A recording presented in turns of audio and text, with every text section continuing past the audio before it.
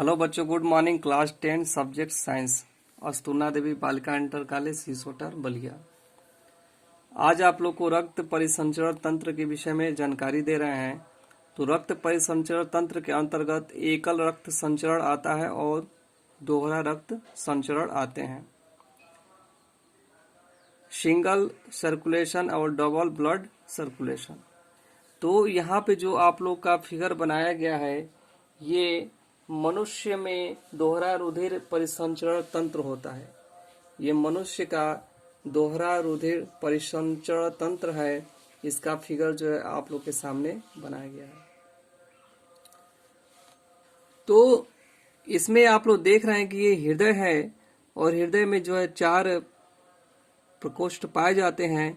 इसको बोलते हैं दाया अलिंद, दाया निलय, बायां अलिंद, बायां निलय।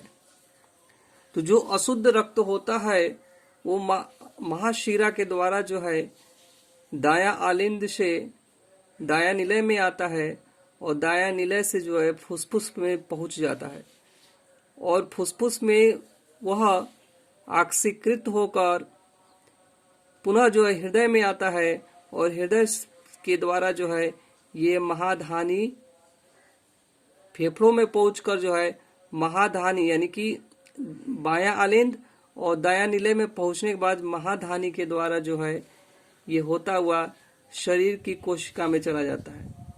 और जो यहाँ पे शरीर की कोशिका है, यहाँ पर ऑक्सीजन का उपयोग कर लिया जाता है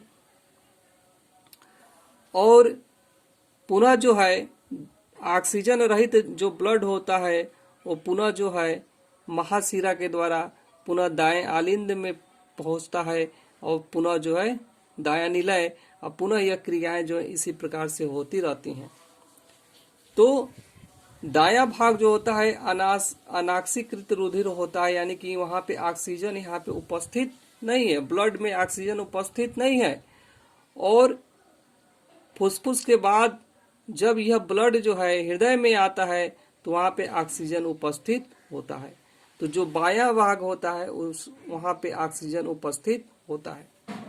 तो यहाँ पे आप लोग देख रहे हैं कि परिसंचरण के दौरान मानव हृदय में रुधिर 2 बार आता है। इसी कारण इस परिसंचरण तंत्र को दोहरा परिसंचरण तंत्र कहते हैं। इनके 2 चरण होते हैं। फुसफुसी परिसंचरण यानी कि हृदय के दाएं आलिंद में संपूर्ण शरीर से यह अशुद्ध रुधिर दाएं निलय में पहुंचता है, यानी कि दायां आलिंद से दाएं निलय में संपूर्ण अशुद्ध रक्त पहुंच गया और फिर दाएं निलय से फिर ये रुधिर फुसफुस चाप द्वारा शुद्ध ऑक्सीकृत होने के लिए, यहाँ पे देख रहे हैं फुसफुस है, यहाँ पे ऑक्सीकृत होने के लिए ब्लड में ऑक्सीजन को पहुंचने के लिए फेफड़ों में जाता है। तो ऑक्सीजन प्राप्त करने के लिए वो फेफड़े में पहुंच जाता है। इसे पूर्ण परिसंचरण परिपथ को फुसफुसी परिसंचरण कहते हैं।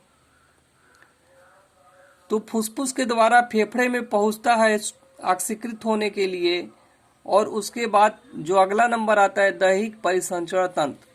तो इस परिसंचरण परिपथ में जो शुद्ध रुधिर फेफड़ों से फुसफुस शिराओं द्वारा हृदय के बाएं आलिंद में आता है और शुद्ध रुधिर बाएं आलिंद से बाएं निलय में पहुंचता है और महाधमनी चाप द्वारा संपूर्ण शरीर में वितरित हो जाता है और इस परिसंचरण परिपथ को दैहिक परिसंचरण कहते हैं। तो वही बात आप लोग को यहाँ पे हम बता रहे हैं कि महाशिरा यानी कि जो ये अशुद्ध रक्त है, जो अनाक्सीकृत ब्लड है, वो महाशिरा के द्वारा जो है दाएं आलिंद में और दाएं आलिंद से दाएं निलय में और दाएं निलय के द्वारा फुसफुस में पहुंचता है और फुसफुस में पहुंचने के बाद से ये ऑक्सीकृत रुधिर हो जाता है।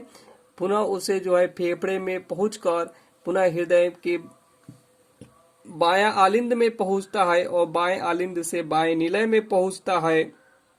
उसके उपरांत महाधमनी के द्वारा ये ब्लड जो है ये होता हुआ जो है शरीर की कोशिका में पहुंचता है, और शरीर की कोशिका में जब ये ऑक्सीकृत जो रुधिर होते हैं उनमें जो है ऑक्सीजन का उपयोग कर लिया जाता है।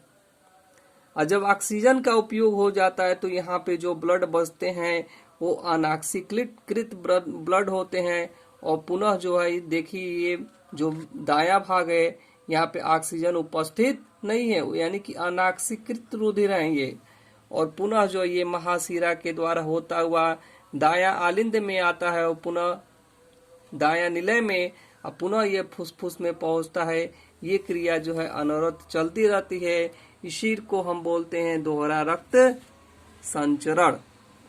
तो आज आप लोग को रक्त परिसंचरण के विषय में बताए हैं, इसको आप लोग नोट कर लीजिए। और यहाँ पे कुछ है,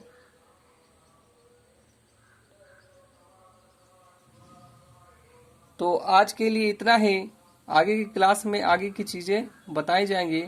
तब तक के लिए धन्यवाद।